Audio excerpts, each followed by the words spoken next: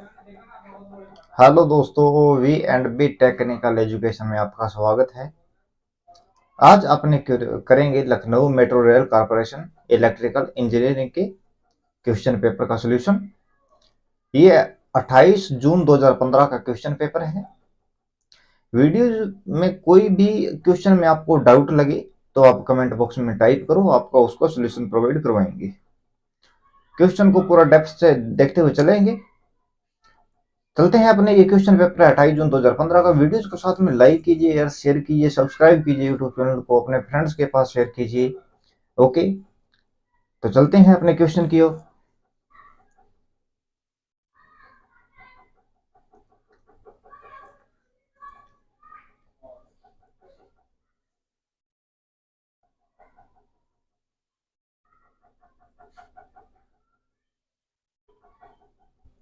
Question number पहला है अपने पास, बहुत ऊंचे सिरे वाले जल विद्युत संयंत्र का उपयोग, a very high head hydro electric plant use. जो अपने इसके लिए देखते हैं, सबसे पहले जो पेल्टन टरबाइन रहता है ये हाई हेड के लिए यूज होता है। हाई हेड अधिक ऊंचाई के लिए।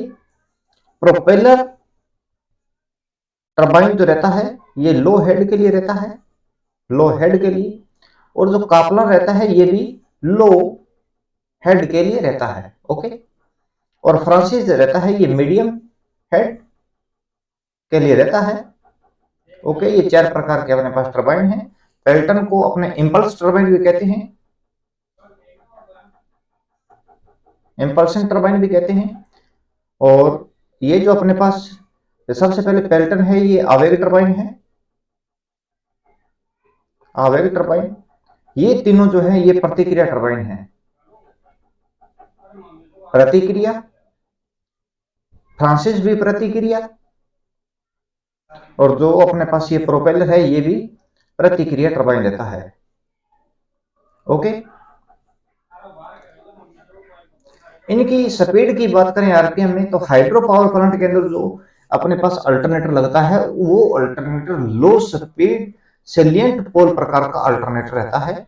आरपीएम में स्पीड बात करें तो पेल्टन के लिए रहती है 10 से 60 आरपीएम की स्पीड, 10 से 60 आरपीएम की स्पीड।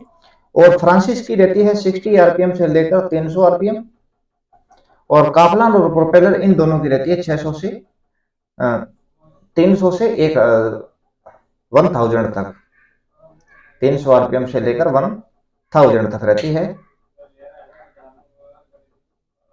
1000 तक। ओके, और इनके अंदर हेड की बात करें तो अपने पास पेल्टन टरबाइन रहता है, इसका हेड होता है 300 मीटर से अधिक अधिक। फ्रांसिस का अपने पास रहता है 60 से 300 मीटर, यानी कि मीडियम हेड। और जो कापलान और प्रोपेलर रहते हैं इन दोनों का हेड रहता है 10 से 60 मीटर्स का, 10 से 60 मीटर्स का। ओके, पेल्टन टरबाइन को इंपल्स टरबाइन भी कहते हैं। इंपल्स टरबाइन आवेग, इसकी जो क्रिया रहती है आवेग क्रिया पर रहता है, ये डिपेंड 10 से 60 आरपीएम तक स्पीड रहती है और 300 से अधिक इसके हेड के हो सकते हैं। ओके, फ्रांसिस जो अपने पास टरबाइन, जो अपने पास टरबाइन रहती है ये टरबाइन प्रतिक्रिया टरबाइन है, मीडियम हेड के लिए यूज किया जाता है। 60 से 300 आरपीएम की स्पीड रहती है और जो हेड रहता है ये 60 से 300 मीटर्स का हेड रहता है। कापलान और प्रोपेलर दोनों जो टरबाइन्स है ये लो हेड के लिए होते हैं, प्रतिक्रिया टरबाइन है। और जो आरपीएम में स्पीड रहती है वो 300 से 1000 आरपीएम तक की स्पीड रहती है। और जो हाइट रहती है, हेड होता है वो 10 से 60 मीटर्स का रहता है। ओके, किसी प्रकार का डाउट शायद तक नहीं होगा। तो अपने पास हाई हेड के लिए जो टरबाइन रहता है ये टरबाइन होता है अपने पास पेल्टन टरबाइन। पेल्टन टरबाइन को इंपल्स टरबाइन कहते हैं। ओके, क्वेश्चन नंबर सेकंड, निम्नलिखित में से कौन सी बस बार व्यवस्था नहीं है? Which of the following is not बस बार अरेंजमेंट? ओके, रिंग सिंगल बस बार की बात करते हैं तो ये मेन अपने पास लाइन है, इसके बाद में यहाँ पर आइसोलेटर लगेंगे, सर्किट ब्रेकर जो होंगे। ओके, ये सिंगल बस बार की सुविधा है। डबल बस बार के अंदर यहां से अपने पास एक बस बार और आएगी, और डुप्लीकेट के अंदर दो दो आइसोलेटर्स रहेंगे और डबल में लाइन निकलेगी, जिस प्रकार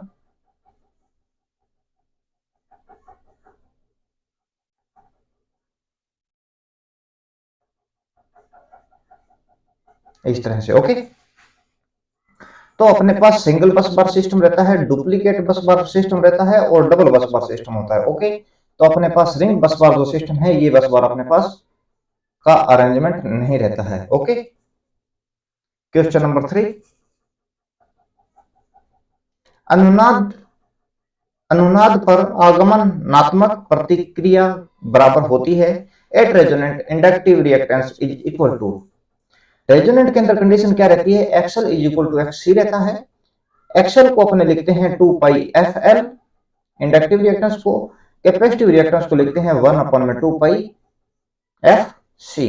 ओके, किसी संख्या को एक से डिवाइड करें या मल्टीप्लाई करें, उस संख्या के मान में किसी प्रकार का परिवर्तन नहीं होता है, तो अपने जो इंडक्टिव रिएक्टेंस है उसको एक से डिवाइड कर रहे हैं, तो एक से एक मल्टीप्लाई करेंगे अपने को मिलेगा एक, इज इक्वल टू 2 से 2 को मल्टीप्लाई करेंगे आएगा 4, पाई को पाई से करेंगे पाई स्क्वायर हो जाएगा, फ्रीक्वेंसी को फ्रीक्वेंसी से करेंगे फ्रीक्वेंसी स्क्वायर, और एल और सी अपने को वैल्यू ज्ञात करनी होती है रेजोनेंट फ्रीक्वेंसी के लिए कंडीशन। तो resonant frequency is equal to 1 upon में 4 पाई स्क्वायर एल और सी। ओके, यहाँ पर स्क्वायर है, इसका फ्रीक्वेंसी का स्क्वायर हटाएंगे तो अपने को मिलेगा 1 अपॉन में एक का अंडर रूट एक रहता है, इधर से स्क्वायर हटेगा और इधर अपने पास लग जाएगा अंडर रूट, एक का अंडर रूट एक रहेगा, 4 का अंडर रूट 2 हो जाएगा, पाई स्क्वायर का पाई रह जाएगा, और अंडर रूट एल और सी के द्वारा इसके द्वारा अपने फ्रीक्वेंसी ज्ञात करते हैं। ये फ्रीक्वेंसी होती है हर्ट्ज के अंदर।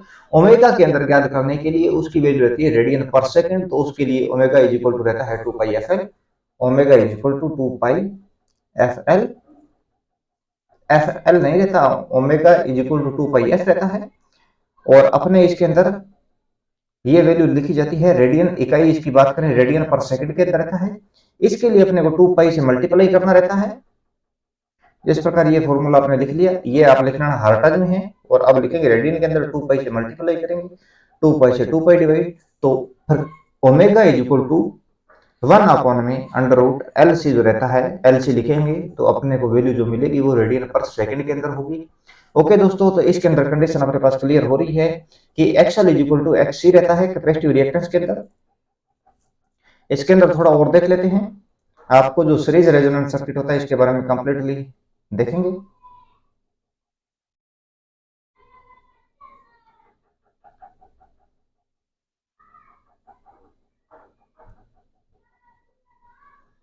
ये जो अपने पास है ये है ओमेगा, और ये जो वैल्यू लिखेंगे ये होगा अपने पास रेजिस्टेंस, एक्सएल कह सकते हैं, एक्ससी कहेंगे, इंपीडेंस कहेंगे। ओके,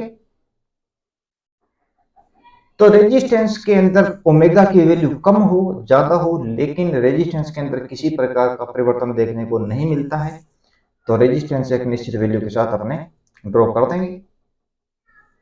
ये अपने पास रेजिस्टेंस है आर,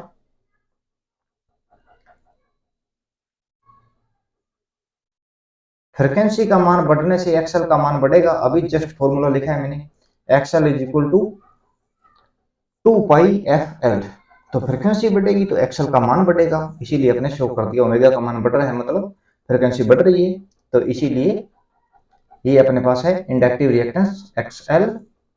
फ्रीक्वेंसी का मान बढ़ने से एक्ससी के मान में कमी आएगी, कैसे कि XC is equal to 1 upon में 2 पाई एफ सी, तो जैसे फ्रीक्वेंसी बढ़ेगी तो एक्ससी के मान में कमी आएगी, इसको ड्रॉ करते हैं अपने।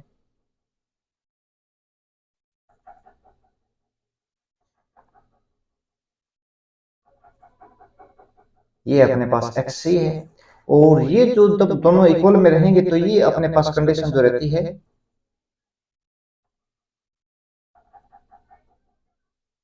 ये कंडीशन रहती है रेजोनेंट की। ओके, इस कंडीशन में क्या होता है, XL is equal to XC रहता है। अब यहां पर इस सेक्शन में बात करें तो इस सेक्शन के अंदर एक्ससी का मान ज्यादा रहता है एक्सएल से, और ये जो रेजोनेंट की कंडीशन है इसके अंदर XL is equal to XC रहेगा। और ये जो आगे जो अपने को कंडीशन मिल रही है इसके अंदर एक्स सी और एक्स एल, तो यहाँ पर एक्स एल का मान ज्यादा रहता है। ओके, सीरीज सर्किट के अंदर धारा हर कंपोनेंट्स के अंदर से इक्वल करंट फ्लो करती है, कोई अदर ब्रांच नहीं रहती जिसके अंदर से ये करंट बाईपास हो जाए। अपने पास सिंगल सर्किट रहता है, सिंगल करंट का पाथ रहता है, तो सीरीज सर्किट के अंदर हर एलिमेंट के अंदर करंट सेम रहता है। तो इसके अंदर आई गुणा अपने आर करें तो रेजिस्टेंस के ऊपर वोल्टेज ड्रॉप आई गुणा एक्सएल करेंगे, इंडक्टर के ऊपर वोल्टेज ड्रॉप आई गुणा एक्स सी करेंगे, कैपेसिटर के ऊपर वोल्टेज ड्रॉप।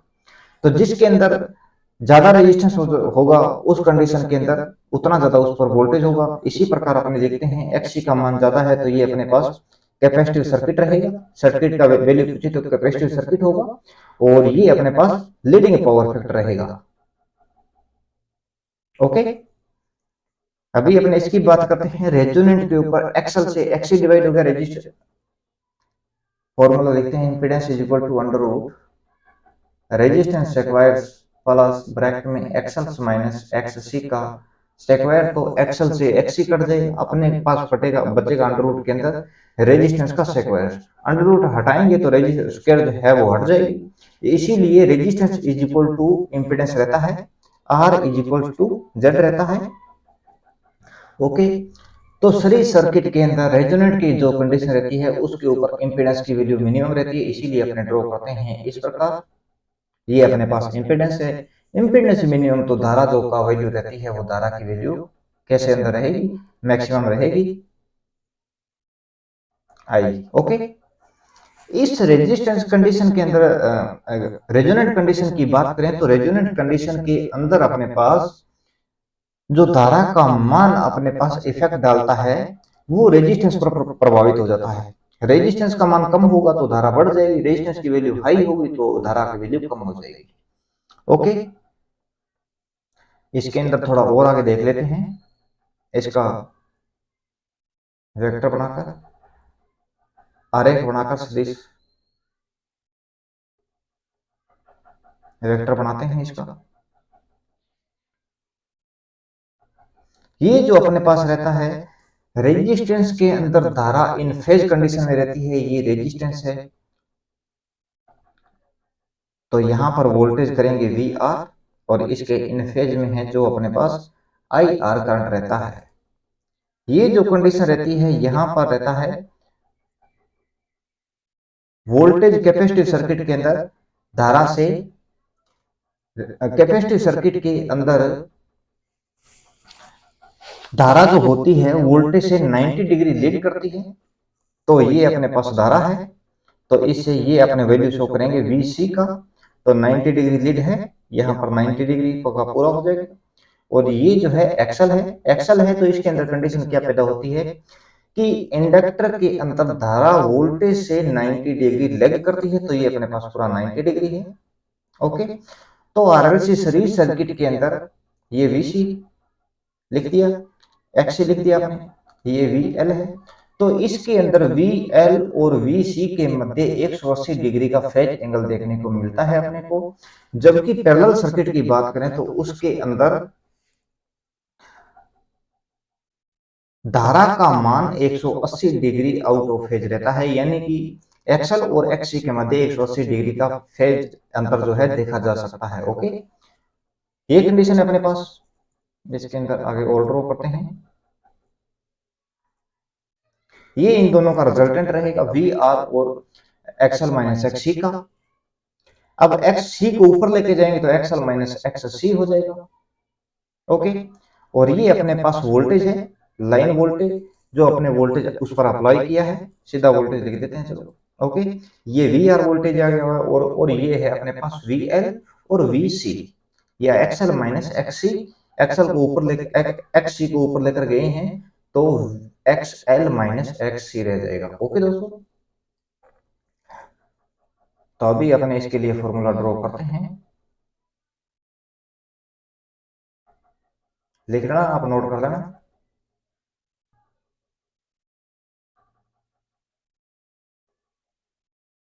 ये अपने पास है एक्सएल माइनस एक्स सी, तो इसके अंदर क्या होता है, कर्ण स्क्वायर इज इक्वल टू आधार स्क्वायर प्लस लंब स्क्वायर रहता है। कर्ण स्क्वायर, कर्ण की स्क्वायर हटाते हैं तो उधर अपने अंडर रूट लग जाता है, आधार स्क्वायर प्लस लंब स्क्वायर के ऊपर। इसी प्रकार लिखेंगे अपने पास वोल्टेज वी स्क्वायर है is equal to V R square plus V L minus V C का स्क्वायर।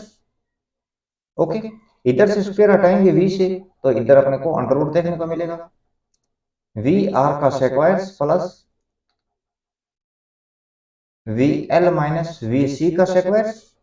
ओके, और अपने पास जो एसी सर्किट है, एसी सर्किट के अंदर जो टोटल विरोध रहता है धारा का उसे इंपीडेंस करते हैं कहते हैं, जबकि डीसी परिपथ के अंदर जो धारा का टोटल विरोध रहता है वो उसे अपने रेजिस्टेंस कहते हैं। इसीलिए एसी परिपथ है तो आई गुणा जेड लिखेंगे is equals to resistance V R अपने पास रहेगा आई गुणा आर का होल स्क्वायर प्लस ब्रैकेट में आई गुणा एक्स एल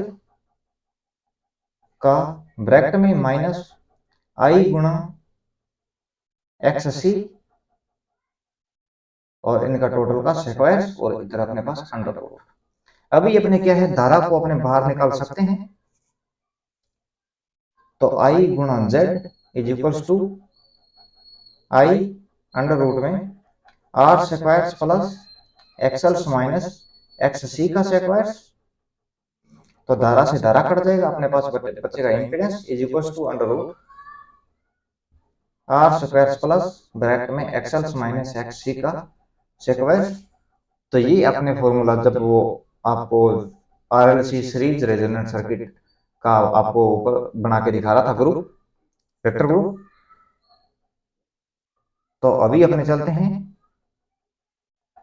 यही सेम फॉर्मूला लिखा था इस टाइम मैंने यहाँ पर, वही अपने पूरा कंप्लीटली ड्रॉ कर दिया है।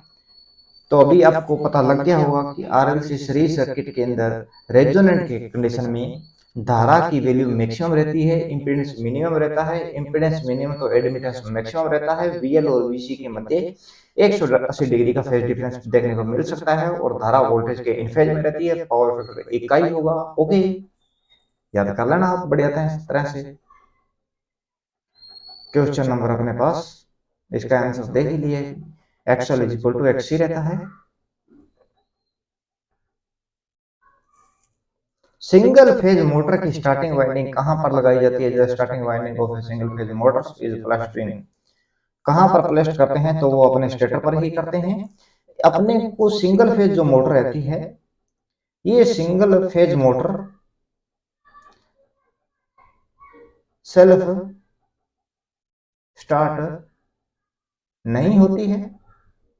ओके, सेल्फ स्टार्ट बनाने के लिए इसके अंदर कम से कम मिनिमम 2 फेज रहने चाहिए और 2 फेजों के मध्य कम से कम 30 डिग्री का फेज एंगल देखने को मिलना चाहिए, तब अपने जाके मोटर स्टार्ट होती है। और वैसे इलेक्ट्रिकली 90 डिग्री प्लेस करते हैं अपने इंडक्टेंस लगा के या कैपेसिटर, इंडक्टेंस तो नहीं लगाते, कैपेसिटर लगाते हैं, जिसके कारण पावर फैक्टर भी थोड़ा सुधर जाता है। बाकी सीरीज वाइंडिंग, अगर कैपेसिटर सीरीज में लगा रहे हैं वाइंडिंग के तो वो पावर फैक्टर करेक्शन नहीं करता, उस समय वो फेज सिक्युलेशन का कार्य करता है। जबकि अपने पैरेलल्स में लगाते हैं कैपेसिटर तो power factor improvement, power factor correction का काम करता है। अभी अपने पास ऑप्शन रहेगा डी, क्वेश्चन नंबर 5। यदि डीसी जनरेटर में अवशिष्ट चुंबकता मौजूद है तो प्रेरित ईएमएफ शून्य गति पर होगा। If residual magnetism is present in a DC generator, the induced EMF at zero speed will be। Residual magnetism DC मशीनों के अंदर अपनी बात करें तो वो कितना रहता है? वो 2 से लेकर 3% तक जो टोटल मैग्नेट होता है जिस टाइम वो वर्क कंडीशन में होता है, वर्किंग कंडीशन में उस वो 100% बनेंगे, उसका रेजिडुअल मैग्नेटिज्म 2 से 3% रहता है। ओके, स्टार्टिंग में जब इसको घुमाना स्टार्ट करते हैं तो वो आर्मेचर कंडक्टर को काटेगा, जिसके कारण ईएमएफ प्रोड्यूस होगा और वो जाएगा फील्ड वाइंडिंग पर। फ्लक्स की वैल्यू, वोल्टेज उस पर धारा की वैल्यू बढ़ेगी, फ्लक्स बढ़ेगा, फ्लक्स बढ़ने से वापस आर्मेचर को काटेगा। धीरे धीरे वो कुछ समय के अंदर अपना पूरा वोल्टेज स्टेबल कर लेता है। 2 से 3% अपने पास रहता है रेजिड्यूल मैग्नेटिज्म रेजिडुअल मैग्नेटिज्म रहता है। ओके, तो अभी अपने पास हो जाएगा ये शून्य स्पीड पर चल रहा है, रेजिडुअल मैग्नेटिज्म मान सकते हैं ये है। जब वो चलेगा नहीं तो आर्मेचर चालकों को कैसे काटेगा। तो इसी प्रकार जो शून्य अपने शून्य गति पर चल रहा है तो अपने को शून्य ही आउटपुट वोल्टेज देखने को मिलेगा। ऑप्शन नंबर रहेगा C5 क्वेश्चन का। क्वेश्चन नंबर 6, ऑयल स्विच का उपयोग किसके लिए किया जाता है। ऑयल स्विचेस की बात करें तो उच्च वोल्टेज उच्च वर्तमान current, high voltage and high large current circuits के लिए यूज किया जाता है। क्वेश्चन नंबर 7, डीसी मोटर में आर्मेचर सर्किट का प्रतिरोध अलग अलग करके गति नियंत्रण प्रदान करता है। In a DC motor speed control by varying the armature circuit resistance provided as. Armature circuit प्रतिरोध को अलग अलग करके गति नियंत्रण, जैसे अपने पास ये देखते हैं कि यहां पर अपने आर्मेचर को नियंत्रण कर रहे हैं, आर्मेचर कंट्रोल। ओके, और यहां पर कर रहे हैं अपने फील्ड कंट्रोल, कंट्रोल। तो इस आर्मेचर कंट्रोल करते हैं तो इस कंडीशन के अंदर स्टेबल टॉर्क होता है, टॉर्क की वैल्यू स्थिर रहती है, जबकि पावर जो है वो चेंज होती रहती है, ये पावर का है टॉर्क। और जो अपने फील्ड कंट्रोल करते हैं तो स्थिर शक्ति पर चल रहता है P, और ये अपने पास टॉर्क रहता है, टॉर्क वेरी कर सकता है। ओके, तो अभी अपने आपको क्वेश्चन का आंसर मिल गया होगा कि आर्मेचर सर्किट का प्रतिरोध नियंत्रण कर रहे हैं अलग अलग, तो इसके अंदर अपने को कांस्टेंट टॉर्क प्राप्त होता है। Option number B. अगर यहीं पर फील्ड कंट्रोल रहता तो ये कांस्टेंट पावर ड्राइव है, ये फील्ड कंट्रोल मेथड्स के लिए रहता। Okay, question number 8,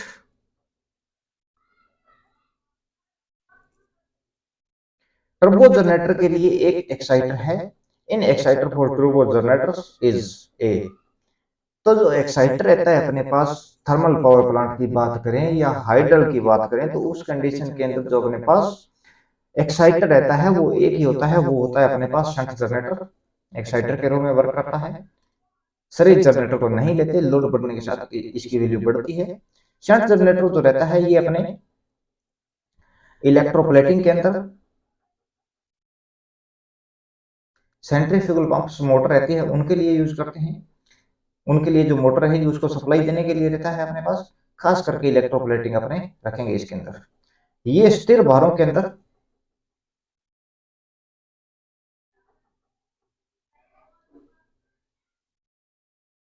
fixed load के लिए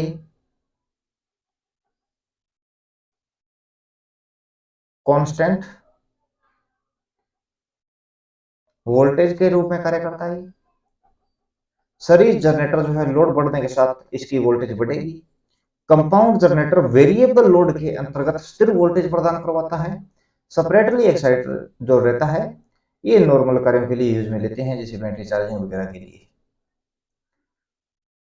और अपने शंट जनरेटर को इसे भी बैटरी चार्जिंग के अंतर्गत खास करके यूज करते हैं।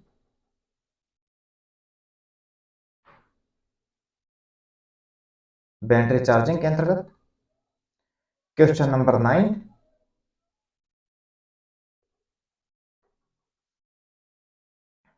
सिंगल फेज इंडक्शन मोटर जिसमें सेंट्रीफ्यूगल स्विच नहीं है।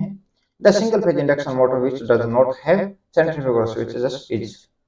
तो अपने पास रेजिस्टेंस प्रतिरोध विभाजक एकल चरण IM इंडक्शन मोटर, इसका अपने पहले डायग्राम बनाते हैं।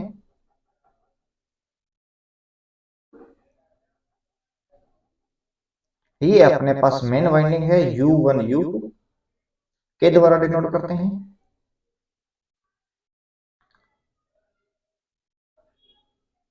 मेन वाइंडिंग, ये अपने पास Z1 Z2 एक्सिलरी वाइंडिंग है, सहायक वाइंडिंग कहेंगे इसे। और यहां पर एक रेजिस्टेंस प्लेस्ड कर देते हैं, यहां पर एक सेंट्रीफ्यूगल स्विच रहेगा। और यहां पर अपने पास बीच में रोटर रहेगा। ओके, ये रोटर पर केज वाइंडिंग होगी। तो जो अपने पास प्रतिरोध विभाजक एकल चरण इंडक्शन मोटर होती है, इसके अंदर रेजिस्टेंस रहता है। इसके अंदर अपने देखने को मिलता है लो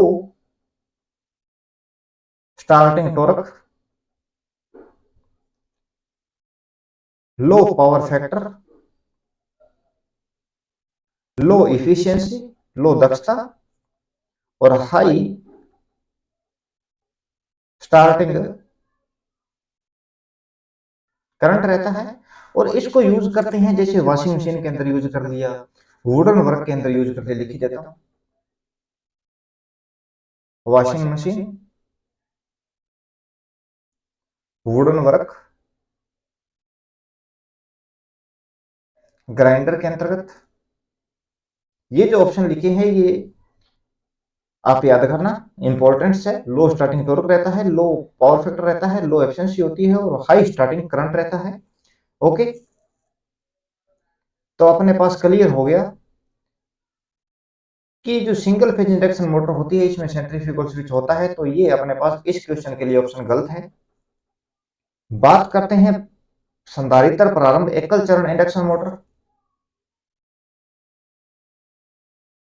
ये मेन वाइंडिंग आ गई, U1 U2। ये Z1 Z2 एक्सिलरी वाइंडिंग, सहायक वाइंडिंग। यहां पर सेंट्रीफ्यूगल स्विच रहता है, और यहां पर एक कैपेसिटर लगाएंगे सीरीज में। ये कैपेसिटर जो रहता है फेज शिफ्लेशन, फेज शिफ्लेट के लिए यूज होता है। और यहां पर बीच में अपने पास रोटर रहता है, ये रोटर में केज्ड वाइंडिंग है। ओके, तो इस मोटर के अंदर भी सेंट्रीफ्यूगल स्विच है। सेंट्रीफ्यूगल जो स्विच रहता है ये सेंट्रीफ्यूगल बल लगने के कारण खुलता है। खुलने की कंडीशन में ये परिपथ को ओपन करता है। ओके, अगर ये ओपन नहीं होगा तो अपने पास स्टार्टिंग वाइंडिंग है वो जल भी सकती है, इसीलिए ये स्विच को समय समय पर जांच करते रहना चाहिए। तो ये स्विच जो अलग करता है परिपथ को, ये 75 जो मशीन की टोटल गति रहती है उसी हिसाब से इसको डिजाइन किया जाता है। ये 75 से 80% जब गति अपने निर्धारण कर लेती है मोटर तो स्विच अलग हो जाता है। जैसे ही गति इससे कम होगी तो वापिस ये जुड़कर वापिस गति को इंक्रीज करवाएगा, उसके बाद में स्विच फिर ओपन हो जाएगा। तो ऑप्शन नंबर बी है वो भी गलत है। गलत इस क्वेश्चन के लिए, मोटर तो होती है ये।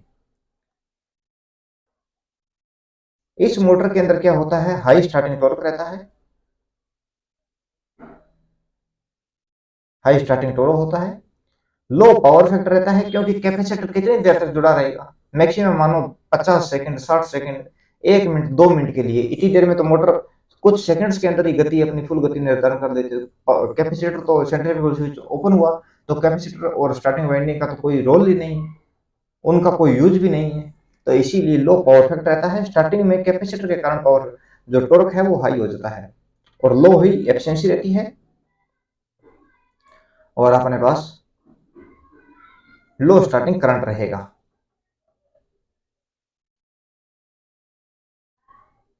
लो स्टार्टिंग करंट रहेगा। ओके,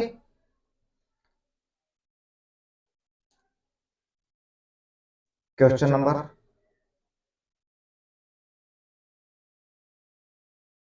ऑप्शन नंबर सी देते हैं, देखते हैं capacitor start capacitor single phase induction motor.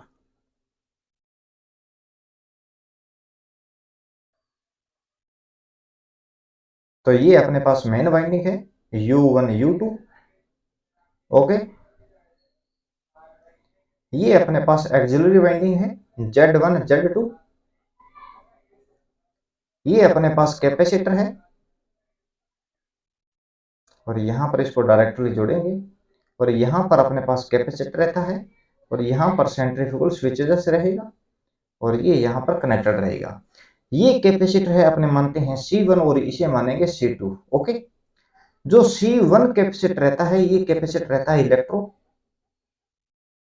Lights capacitor, और जो C2 कैपेसिटर रहेगा ये ऑयल फील्ड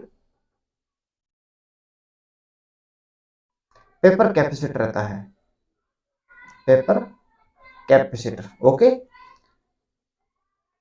तो यहां पर अपने पास रहता है रोटर और ये केज्ड वाइंडिंग है उसके अंदर। जब मोटर, इस मोटर के अंदर जो कैपेसिटर है वो परमानेंटली कनेक्टेड रहता है, किसी भी कंडीशन के अंदर C2 जो कैपेसिटर है वो हमेशा कनेक्ट रहता है। ओके, इस मोटर में कुछ इंपॉर्टेंट पॉइंट देखेंगे। इस मोटर का जो स्टार्टिंग टॉर्क हाई होता है, कितना होता है, मेन टॉर्क का 350% तक रहता है। High overloading, high overloading capacity रहती है, कितना ओवरलोड हो सकता है, 125% तक ओवरलोड हो सकता है। हाई पावर फैक्टर रहता है। हाई स्टार्टिंग टॉर्क लिख दिया, लो स्टार्टिंग करंट लिखेंगे, लो स्टार्टिंग करंट। ये स्टार्टिंग करंट कितना रहता है, मुख्य करंट का 2 से 3 गुना रहता है। और लो नॉइज रहती है इसकी। ओके, तो अभी अपने पास ऑप्शन नंबर सी भी नहीं होगा, क्योंकि इसके अंदर भी आपको कैपेसिटर दिखाया है मैंने, ये ऑप्शन भी नहीं हो सकता। तो अभी पास permanent capacitor run single phase induction motor, इसका भी देख ही लेते हैं वाइंडिंग डायग्राम के साथ। ये अपने पास मुख्य वाइंडिंग है U1 U2। ये अपने पास स्टार्टिंग वाइंडिंग है Z1 Z2। और यहां पर कैपेसिटर लगा हुआ है और इसको कनेक्ट कर देते हैं इस तरह से। ये कैपेसिटर है अपने पास C1। ये कैपेसिटर रहता है ऑयल फिल्ड पेपर कैपेसिटर रहता है। यहां पर अपने पास ये रोटर है और ये कैज्ड वाइंडिंग है। ओके, इस मोटर का डायग्राम आपने देख ही लिया। भी कैपेसिटर जो है परमानेंटली कनेक्टेड रहता है। परमानेंटली कनेक्टेड है तो सेंट्रीफ्यूगल स्विच की रिक्वायरमेंट नहीं रहती इसके अंदर। तो ये मोटर का लो स्टार्टिंग टॉर्क रहता है। लो स्टार्टिंग टॉर्क कितना होता है, 50 से 80% रहता है। किसका, मुख्य टॉर्क का 50 से 80%। ओके, ये मोटर संधारित्र परिवर्तन, लघु परिवर्तन आघूर्ण के सिद्धांत पर कार्य करती है। ओके, हाई स्टार्टिंग करंट रहता है, लो इसका पावर फैक्टर मानते हैं। High starting torque, high starting current, लो पावर फैक्टर और लो ही एफिशिएंसी रहती है। ओके, ये जो घरेलू अपने सीलिंग फैंस यूज होते हैं इनके अंदर कैपेसिटर की वैल्यू 3.15 माइक्रो फेरड रहती है। माइक्रो का वैल्यू होता है 10 की पावर -6। ओके, अभी आपको क्वेश्चन का आंसर मिल गया होगा शायद तक। ऑप्शन नंबर रहेगा अपने पास डी। इसके अंदर किसी प्रकार के सेंट्रीफ्यूगल स्विच की रिक्वायरमेंट नहीं रहती है। ऑप्शन नंबर होगा डी। क्वेश्चन नंबर 10,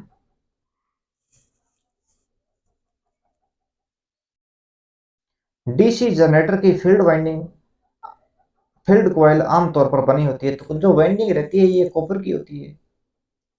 कॉपर अपने पास दो प्रकार का होता है, एनिल्ड और हार्ड्रोन। हार्ड्रोन कॉपर, एनिल्ड कॉपर का रेजिस्टिविटी होती है 1.72 गुणा 10 की पावर -6 ओम सेमी के अंदर। ओके, हार्ड्रोन की रेजिस्टिविटी होती है 1.78 गुणा 10 की पावर -6 ओम सेमी के अंतर्गत। और सीधा अपने कॉपर बताते हैं ये कॉपर है तो उसके लिए अपनी रेजिस्टिविटी लेते हैं 1.74 गुणा 10 की पावर -6 ओम सेमी के अंतर्गत। ओके, 1083 डिग्री सेल्सियस इसका मेल्टिंग पॉइंट रहता है। ओके, वर्तमान कंडीशन के अंदर जो अपने कंडक्टर्स यूज करते हैं या वाइंडिंग के अंदर जो यूज में लेते हैं तो वो अपने यूज में लेते हैं एल्यूमिनियम को। एल्यूमिनियम एक तो प्रॉपर मात्रा में उपलब्ध है, जबकि कॉपर अपने पास इतना ज़्यादा अवेलेबल नहीं है, तो इसीलिए एल्यूमिनियम को यूज में लेते हैं। कॉपर अगर अगर अपने पास 30 किलोग्राम है तो एल्यूमिनियम जो है 10 किलोग्राम रहेगा, यानी कि कॉपर की तुलना में वजन 1/3 रहता है। अगर अपने कंडक्टर पर बताता हूँ आपको कंडक्टर। एसीएसआर जो कंडक्टर होता है वो कॉपर की तुलना में 3 गुना मैकेनिकल स्ट्रेंथ हाई रहती है। किसी प्रकार से क्वेश्चन आ सकता है। जितना भी लिख रहा हूँ या बोल रहा हूँ सब आपको राइट करना है। जो आपको ना पता हो उसको, जो याद है उसको नहीं लिखना बारी बारी से। लिखने से वैसे तो प्रैक्टिस होगी। 10 नंबर क्वेश्चन का आंसर रहेगा बी, कॉपर्स रहेगा अपने पास। क्वेश्चन नंबर 11, एक सर्वो एक मोटर स्टार्टर है। ये मोटर स्टार्टर इज क्या रहता है? वेरिएबल कैपेसिटर होता है। क्या फिक्स्ड रेजिस्टेंस रहता है, या वेरिएबल रेजिस्टेंस होता है, या वेरिएबल इंडक्टेंस रहता है? तो जो अपने पास स्टार्टर होता है, स्टार्टर का कार्य रहता है कि स्टार्टिंग में मशीन को वोल्टेज कम देना। मशीन को प्रॉपर वोल्टेज, पूर्ण वोल्टेज अप्लाई कर दी तो वो अपने इंपीडेंस के आधार पर उससे पावर लेगी, करंट लेगी, लोड लेगा। ओके, तो उसको स्टार्टिंग में वोल्टेज कम अप्लाई किया जाता है। स्टार्टिंग में जो मशीन के अंदर बैक ईएमएफ रहता है ये 0 रहता है। जिस प्रकार अपने धारा की वैल्यू ज्ञात करें तो voltage minus back EMF upon में रेजिस्टेंस करेंगे। तो स्टार्टिंग में बैक ईएमएफ 0 तो करंट की वैल्यू वेरी हाई रहती है। इसीलिए स्टार्टिंग में अपने रेजिस्टेंस लगाते हैं, और रेजिस्टेंस की वैल्यू स्टार्टिंग में फुल रहती है, उसके बाद में डिक्रीज करते जाते हैं। ओके, और अंत में 0 करके मोटर को कंटिन्यूसली स्टार्ट रहती है। ऑप्शन नंबर रहेगा सी, वेरिएबल रेजिस्टेंस रहता है। क्वेश्चन नंबर 12,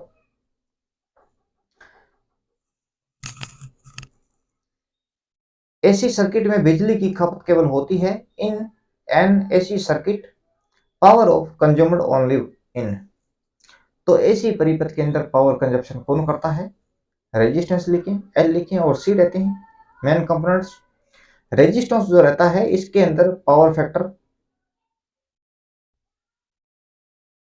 यूनिटी रहता है, एल के अंदर लेगिंग रहता है, और कैपेसिटर के अंदर लीडिंग रहता है। ओके, रेजिस्टेंस के अंदर धारा वोल्टेज की इन फेज में रहती है।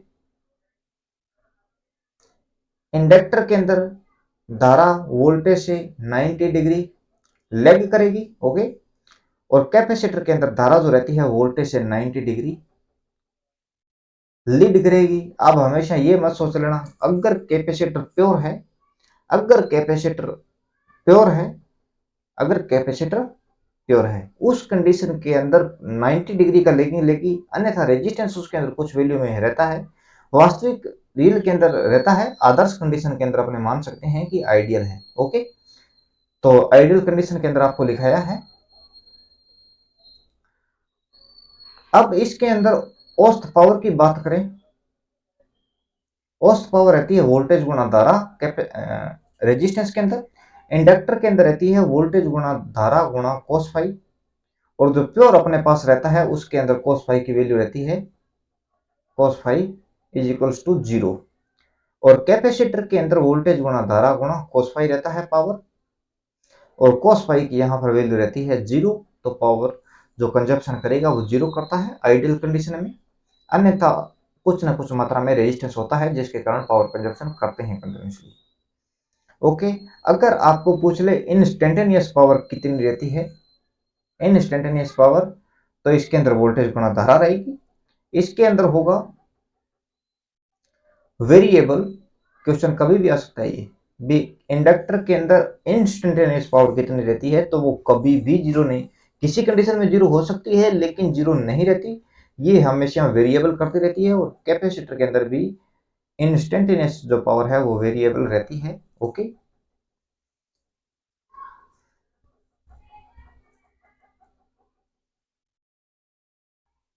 अभी अपने पास रहेगा पावर कंजप्शन करते हैं केवल रेजिस्टेंस करेगा।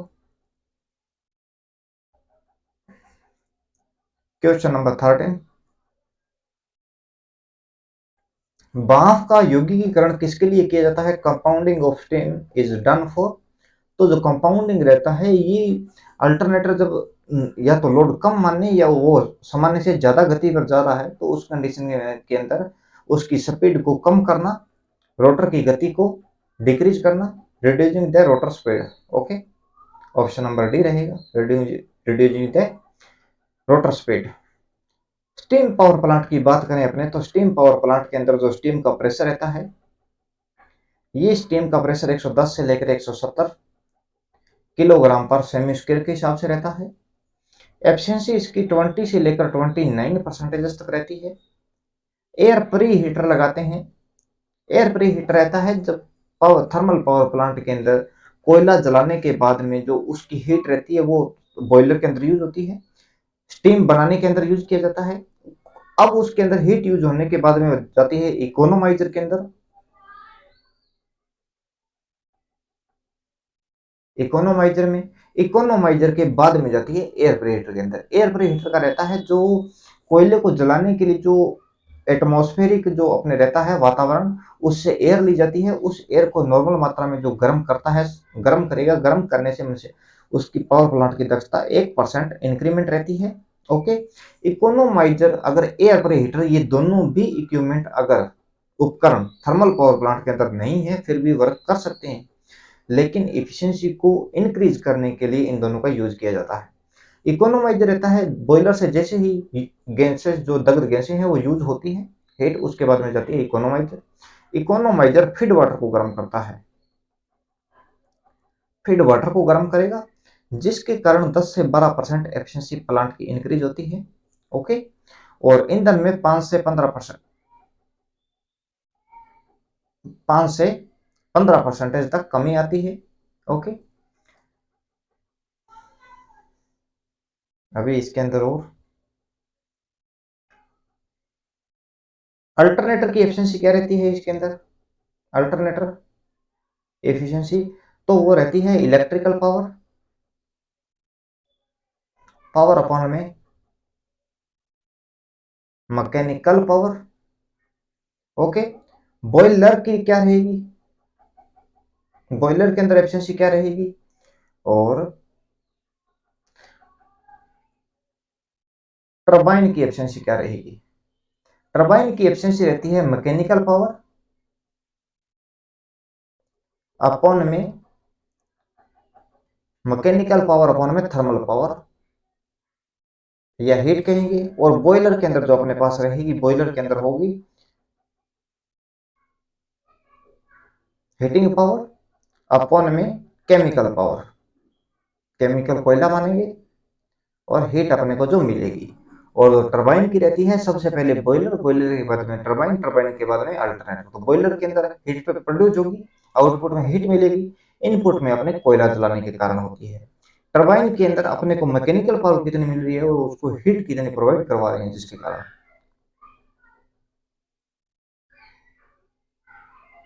बॉयलर से तो अपने स्टीम प्राप्त होता, बॉयलर से तो स्टीम मिलेगी।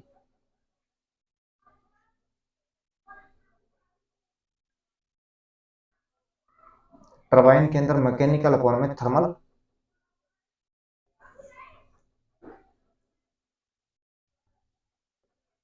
ओके दोस्तों, क्वेश्चन नंबर देखते हैं 13।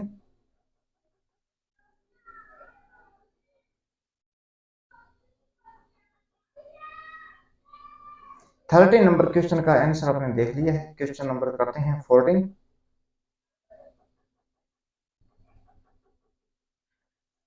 3 पॉइंट स्टार्टर का उपयोग निम्नलिखित के लिए किया जा सकता है। 3 point starter can be used for, ये जो अपने पास 2 पॉइंट स्टार्टर रहता है, 3 पॉइंट स्टार्टर होता है, 4 पॉइंट स्टार्टर रहता है, 2 पॉइंट स्टार्टर होता है डीसी सीरीज मोटर के लिए, डीसी सीरीज मोटर के लिए। और इसके अंदर एक तो एनवीसी प्रोटेक्शन रहती है ओनली, सिर्फ वोल्टेज से सामान्य से कम होगा तो एनवीसी के अंदर वोल्टेज कम ड्रॉप रहेगा, जिसके कारण धारा की वैल्यू कम होगी। और धारा के कम होने से एनवीसी जो हैंडल रहता है उसको छोड़ेगा और मोटर रुक जाती है इसमें। Okay.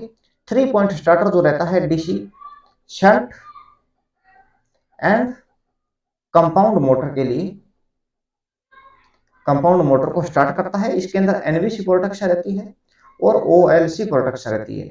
NVC no volt coil रहती है, ओएलसी ओवरलोड कॉइल रहती है। एनवीसी जो रहती है इसके अंदर 3 पॉइंट स्टार्टर में फील्ड वाइंडिंग के श्रेणी क्रम में रहेगी। नॉर्मली दिखा देता है। फील्ड वाइंडिंग अगर शंट मोटर माने तो फील्ड वाइंडिंग जो रहती है E1 E2, और ये अपने एनवीसी को शो कर देते हैं, एनवीसी। ओके। जब फील्ड वाइंडिंग के अंदर DC shunt motor 3 point starter में क्या होता है, फील्ड वाइंडिंग का करंट कम किया तो फ्लक्स कम होगा, फ्लक्स कम होने के कारण गति बढ़ जाएगी, गति बढ़ेगी। ओके, गति बढ़ गई और जैसे ही करंट कम करेंगे फील्ड वाइंडिंग का तो एनवीसी का करंट कम होगा, उसका मैग्नेटिक प्रयोजन कम होगा। मैग्नेटिक प्रयोजन कम होने से वही 2 पॉइंट स्टार्टर वाली बात, और हैंडल को छोड़ेगी और मोटर रुक जाती है अपनी। ओके, तो इसके अंदर हाई स्पीड प्रोटेक्शन रहता है, हाई स्पीड प्रोडक्शन रहता है 3 पॉइंट स्टार्टर के अंदर। और ओएलसी रहती है, ओएलसी लाइन के शरीर में लगी रहती है। जैसे ही लोड मिलता है तो नॉर्मल कंडीशन में ये एक्साइट नहीं होती, जब सामान्य से ज्यादा करंट मिलता है तो ये एक्साइट होती है। इसमें एक आर्मेचर लगा रहता है, प्लंजर बोलते हैं जिसको। ये प्लंजर जब ये एक्साइट होगी, प्लंजर को खींचेगी अपनी तरफ, तो उस कंडीशन में जैसे ये अपने पास एनवीसी है, ओएलसी है, और यहां पर एक प्लंजर लगा हुआ है। ओके, नॉर्मल कंडीशन में जैसे ही एक्साइट होगी तो ये प्लंजर यहां पर आएगा, और यहां पर अपने पास रहती है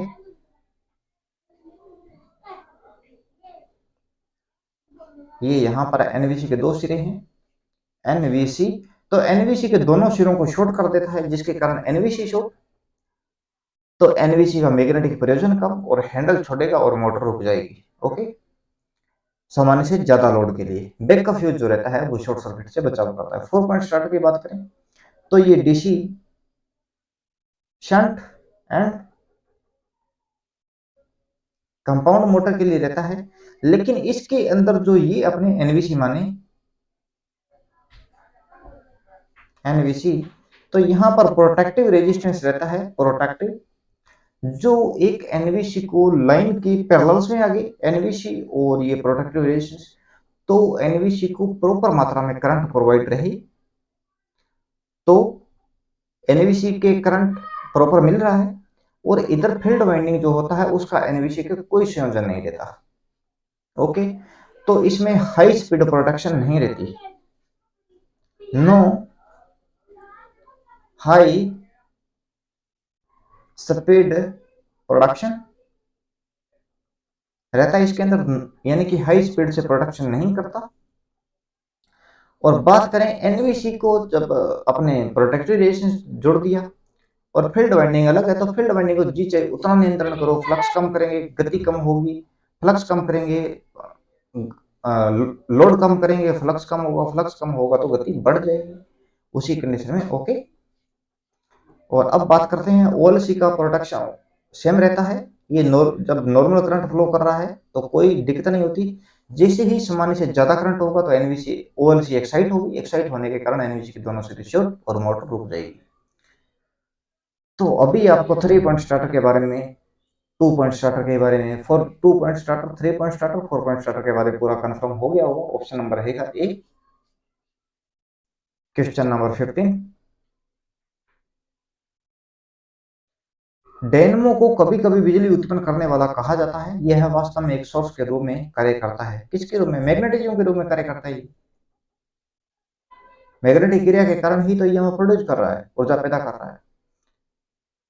किस सोर्स के रूप में कार्य करता है? तो ये ईएमएफ सोर्स के रूप में कार्य करेगा। ऑप्शन नंबर बी अपने पास डी होगा। ईएमएफ सोर्सेज के रूप में कार्य करता है, एक ईएमएफ का सोर्स मानते हैं जो एक पावर को पैदा कर रहा है। Okay, mechanical to electrical.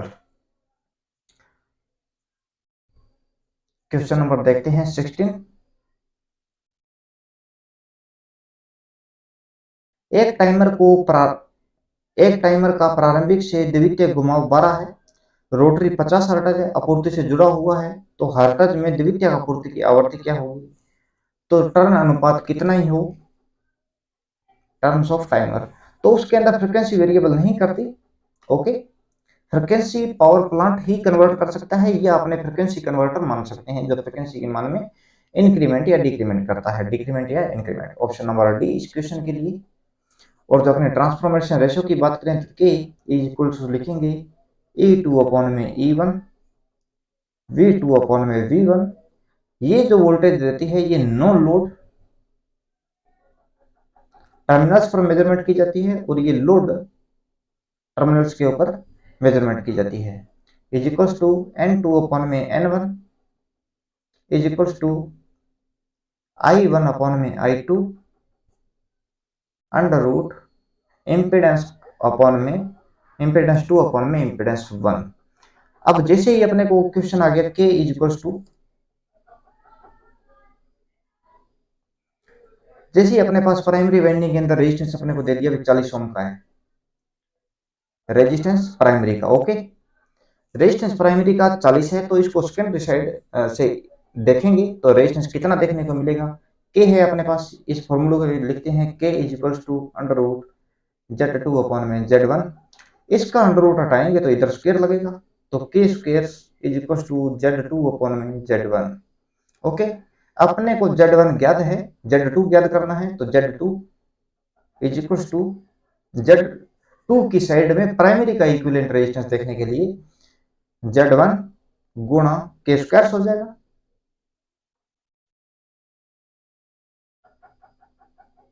Okay, कोई दिक्कत नहीं है।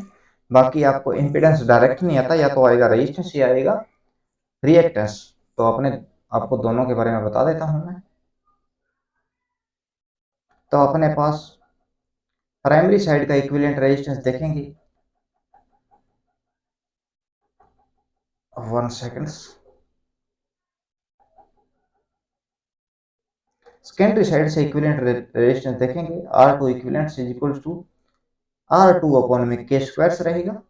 सेकेंडरी साइड का रिएक्टेंस देखेंगे इक्विवेलेंट, तो इसके लिए रहेगा X2 अपॉन में के स्क्वायर। प्राइमरी साइड का इक्विवेलेंट रेजिस्टेंस निकालने के लिए R1 गुणा के स्क्वायर, और रिएक्टेंस निकालने के लिए प्राइमरी साइड का equivalent is equal to X1 गुणा के स्क्वायर। ओके, तो दोस्तों चलते हैं क्वेश्चन नंबर 17 को। वैक्यूम फिलामेंट लैंपेसिस में भरी gas, the gases filled a vacuum filament lamps. तो कौन सी होती है, क्लोरीन होती है, वायु होती है, नाइट्रोजन होती है, आर्गन होती है। तो मेरे हिसाब से जो वैक्यूम लैंप रहता है उसके अंदर वैक्यूम ही रहती है, किसी प्रकार की गैस नहीं रहती।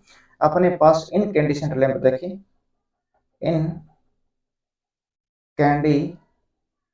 लैंप, तो इसके अंदर कार्बन फिलामेंट आता है, carbon filament. Okay, vacuum lamps रहता है, और गैस फिल्ड लैंप्स, ये 3 प्रकार के लैंप रहते हैं। कार्बन जो फिलामेंट लैंप रहता है, इसका अपने पास जो आउटपुट रहता है वो 3 ल्यूमेंसन पर वाट के साथ होता है। आउटपुट अपने किसी का देखें तो अपन 1 सेकेंड, इफिशियंसी देखें तो इक्वल्स रहता है आउटपुट अपॉन में इनपुट। ओके, तो आउटपुट में अपने को प्रकाश मिलता है और प्रकाश ल्यूमेंस में लिखते हैं, और इनपुट जो रहता है, इनपुट अपने शक्ति देंगे तो ये वाट में रहेगी, ल्यूमेन पर वाट हो जाएगा इसी तरह से। साथ में इसका प्रकाश काफी निम्न होने के कारण इसको अपने प्रकाश व्यवस्था में यूज में नहीं लेते हैं। इसको जैसे बैटरी चार्जिंग तंत्र के अंदर अपने कोई लैंप लगा दिया, जैसे छोटे छोटे फेस टेस्टर के अंदर जैसे बात करें तो अपने उनके अंदर यूज किया जाता है। वैक्यूम लैंप की बात करें तो इसका रहता है 8 से 10 ल्यूमेंसन पर वाट की पावर के साथ, और इसको पिग्मी नाइट या कैंडल लैंप्स के नाम से जानते हैं, पिग्मी नाइट कैंडल लैंप के नाम से जानते हैं। ओके दोस्तों, 1 सेकेंड वेट कीजिए।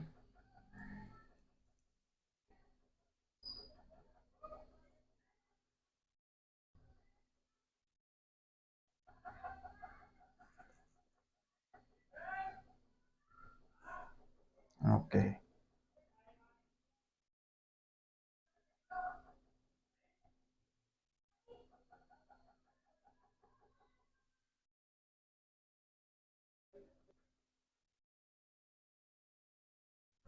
पिग्मी नाइट कैंडल लैंप के नाम से जानते हैं। ओके, और इसे लाइटनिंग अरेंजमेंट के अंदर यूज कर सकते हैं, लाइट अरेंजमेंट में यूज कर सकते हैं। गैस फील्ड जो लैंप रहता है इसके अंदर 10 से 20 ल्यूमेंसन पर वाट की पावर के साथ आउटपुट रहता है और इसे प्रकाश व्यवस्था के अंदर लाइटनिंग अरेंजमेंट में यूज कर सकते हैं। और जो गैस फील्ड लैंप रहता है इसके अंदर अपने पास आर्गन या नाइट्रोजन या ये दोनों गैस भरी जाती है।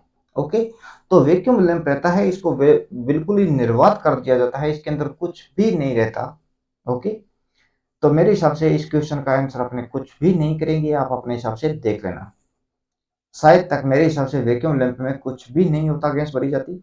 आर्गन या नाइट्रोजन जो गैस मानते हैं, सी एंड डी ऑप्शन अपने माने, तो इनके अंदर जो गैस भरी जाती है वो गैस फील्ड लैंप का रहता है। ओके, जो अपने पास वैक्यूम फिलामेंट लैंप के बारे में कई बार पूछ लेते हैं कि ये अधिकतम किस वाट के लिए मैन्युफैक्चर किए जाते हैं, तो ये 25 वाट के लिए बनाए जाते हैं, मैन्युफैक्चरिंग किए जाते हैं। गैस फील्ड जो लैंप रहता है ये अपने नॉर्मली ज़्यादा वाट के लिए बनाए जाते हैं। और इसके अंदर लैंप, वैक्यूम लैंप के अंदर क्या था, ये लैंप अंदर से काले हो जाते थे, जैसे लैंप जला हो जाएंगे तो लैंप अंदर से काला हो जाता था। इस दोष को दूर करने के लिए गैस फील्ड लैंप का निर्माण किया गया। साथ में लाइटनिंग अरेंजमेंट आपको दिखा देता हूँ, इसके अंदर थोड़ा किस प्रकार रहता है अपने पास।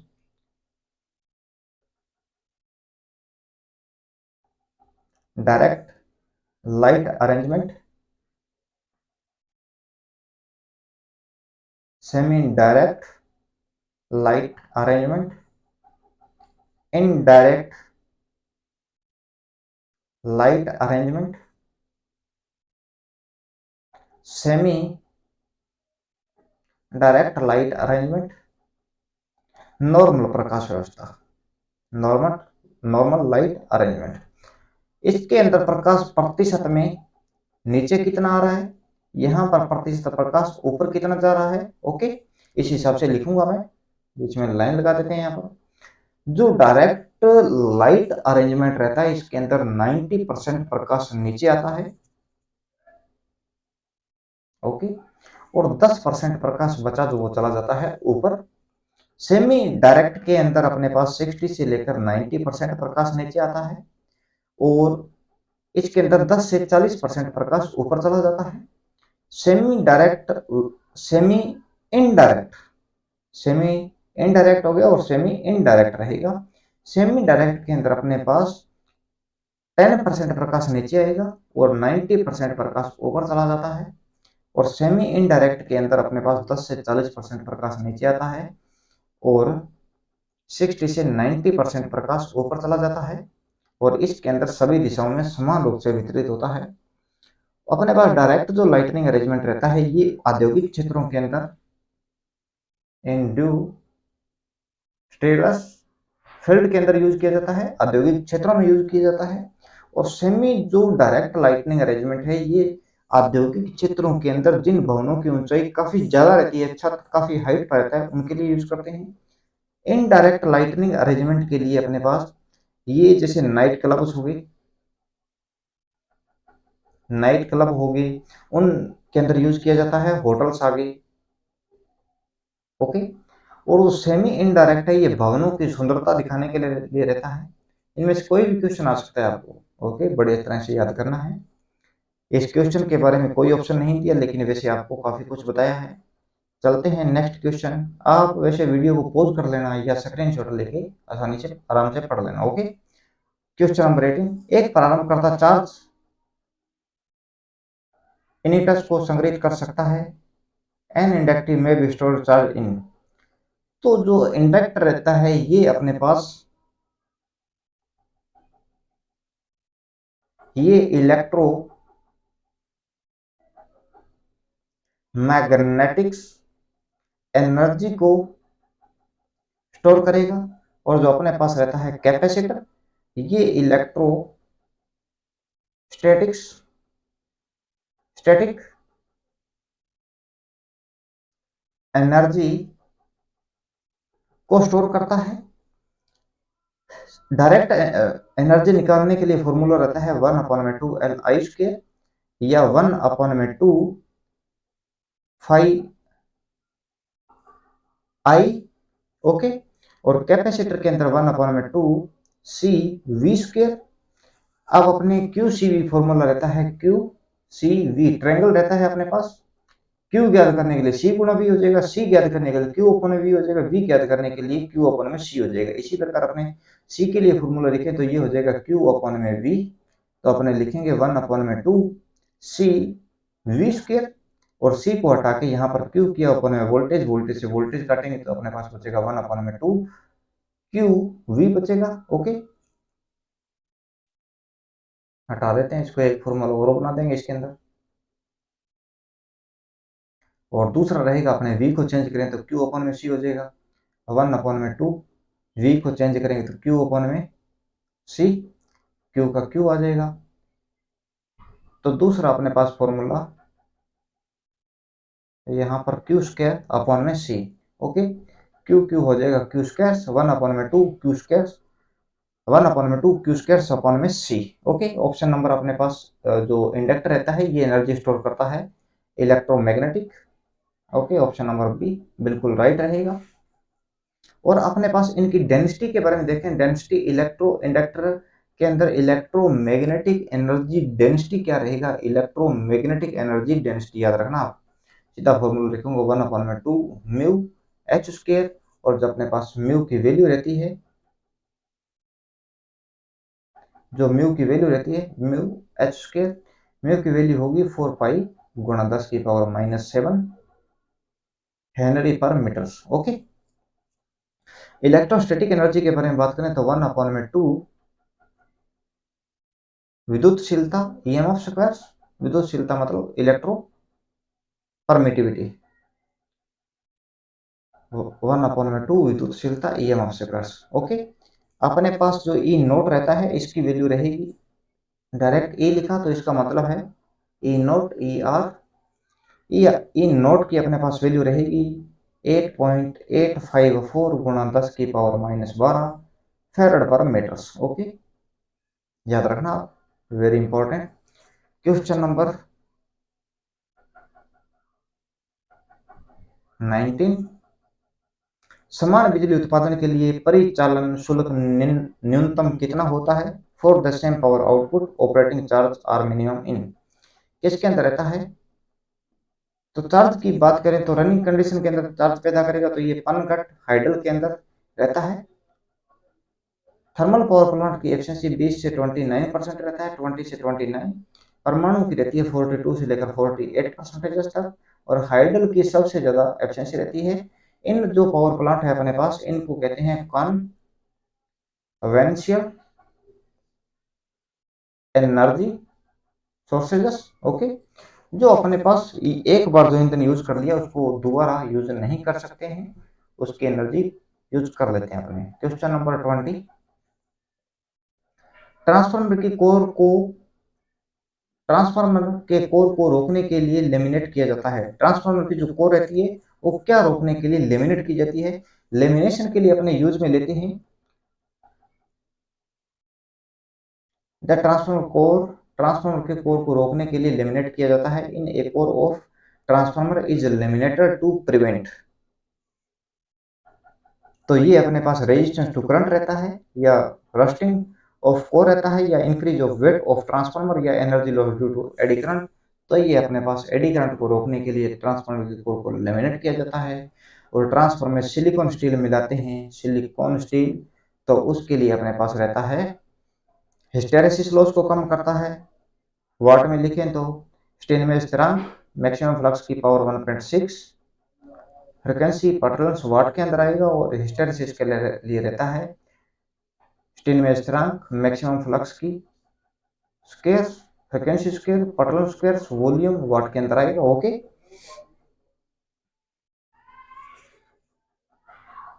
तो ओके दोस्तों, आज के दिन में जो अपने क्वेश्चन पेपर किए हैं उसके 20 क्वेश्चन सोल्यूशन कर दिए। टोटल 75 क्वेश्चन है, 2-3 लेक्चर के अंदर कंप्लीट कर देंगे। साथ में वीडियोज को यार लाइक कीजिए, शेयर कीजिए, सब्सक्राइब भी कीजिए, यूट्यूब चैनल को अपने फ्रेंड्स के पास शेयर कीजिए। किसी प्रकार का डाउट रहे तो आप कमेंट बॉक्स में टाइप करो, आपका सॉल्यूशन प्रोवाइड करवाएंगे। साथ में हर रोज कम्युनिटी टैब के ऊपर मैं क्वेश्चन अप्लाई करता हूँ, शायद ही कोई दिन बचाओ जिस दिन ना करो। तो कम्युनिटी टैब क्वेश्चन जो अप्लाई करता हूँ उसके आप आंसर दीजिए, उस क्वेश्चन के आंसर का आंसर आपको नेक्स्ट डे प्रोवाइड करवा देंगे। ओके, टेक केयर, बाय दोस्तों। मिलते हैं नेक्स्ट लेक्चर के अंदर इसी के